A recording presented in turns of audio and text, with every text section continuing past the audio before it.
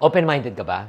Gawin nating 100,000 pesos ang 500 pesos mo. Walang halong biro. Oo, networking yan, no? Ay, hindi. Yan ang ginawa ko noong 20s ako. Kung gusto nyo malaman, you got to finish this video. Videos that will make you wealthy and debt-free. Hi there, this is Shinkitan, your pambansang wealth coach. In this video, pag-uusapan po natin how I was able to turn my 500 pesos to 100,000 pesos in my 20s. Yes. Grabe naman. Okay. So, kung kayo po ay hindi pa nakasubscribe sa channel na ito, alam na this, no? Please do subscribe on this channel. So, paano ba ito na talaga nag-umpisa? Ito ay nag-umpisa nung ako ay nasa college. Nasa college ako, hindi para mag-aral, para magbenta. Nandun ang market ko. Negosyo na talaga. So, first year college ako, and nauso during that time, 1980s. I think 1986 po yan. 1968. Pero ang uso po noon, afternoon disco. Kasi kami mga Chinese, bawal mag-disco gabi kasi delikado daw, kidnappable daw. Kaya nga kami ay nag-afternoon disco. Alas 2 ng hapon hanggang alas 7 ng gabi. Ang paalam namin sa aming mga magulang, nood sine. Pero talaga tol, punta disco. And during that time, I don't know, para sa mga taong nakaka-relate po, meron kaming isang pinupuntahan sa may Makati Avenue. Ang pangalan po ng disco is St. Michael's Disco. Disco pa, no? 80s talaga. At nag-rent po kami mga magkakaibigan ng nilock out namin yung venue. 500 pesos each kami times 10, 5,000 ang rental namin, tapos nagbenta kami ng ticket. To cut the long story short, yung 500 pesos na chip ko, pinasok ko, nag 10 times, naging 5,000. Kumita kami ng 50K. Di ba? Not bad. 10 kami. So, nung nagkaroon ako ng 5,000 pesos, meron na akong pera. So, yung next na, parang after ng disco, ako na mismo ang nag-rent na. So, yung 5,000 pesos ko, naging magkano po? Nag-times 5. Naging 25,000 pesos. So, di ba, bongga-bongga. Pero during that time, ito na po yung na-realize ko. Marami nang gumagaya, nag-afternoon disco na. So, kailangan po, kung kayo po ay mayroon ng gumagaya, kailangan mag-isip ka ng panibagong gimmick, panibago na At during that time, wala pang nag-afternoon disco concert. Yun. Yan hindi ko talaga makalimutan.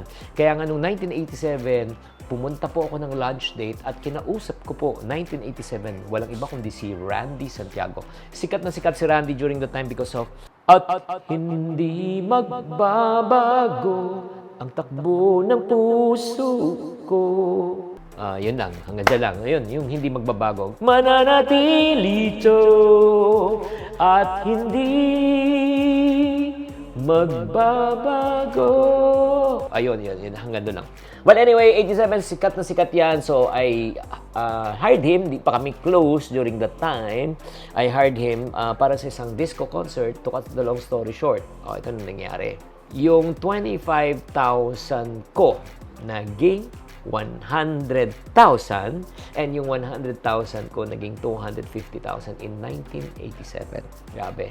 In a span of 2 years, yung 500 pesos, di ba, naging 250,000. Grabe talaga.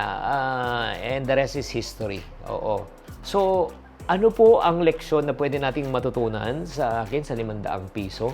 In this world, hindi lang dapat na masipag at matyaga ka. Kasi kahit masipag, matyaga ka, you work for money, alam mo mangyayari niyan. Once you stop working, you stop earning. It's very important that you should also be strategic. Kailangan may diskarte ka at may strategy ka talaga. Madiskarte talaga ako na parating sinasabi ko, hindi dapat ang kakulangan ng pera ang maging sanhi kung bakit di ka makapag-umpisa. It's never about the lack of resources. It's the lack of resourcefulness. Maring para sa inyo ngayon, wala kang puhunan. Alam mo, pwede mong gawin, di ba? Pwede kayo mag-ambag-ambag na mga magkakaibigan katulad namin. Nag-ambag-ambag kami, tapos nagkaroon kami ng puhunan, pagkatapos nagsarili kami. Di ba? That's a good idea.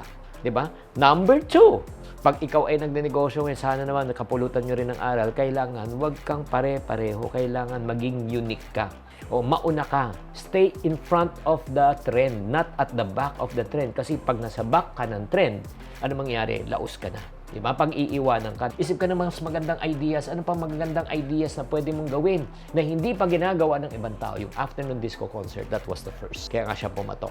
Kaya nga, it's very important, no? Once you already see the opportunity, diba? Seize the opportunity. Grabe. Ang tagal mo nang miniisip kang idea hanggang ngayon wala ka pa rin ginagawa kasi natatakot ka pa rin. Panay ka plano ng plano, wala ka namang ginagawa. Oo. And then number 3, very important. Kung gusto nyo talagang maging matagumpay, learn how to take calculated risks. What risk did I take? I took a 500 pesos risk. 1980s. 86, 500 pesos. Yes, malaking pera yan.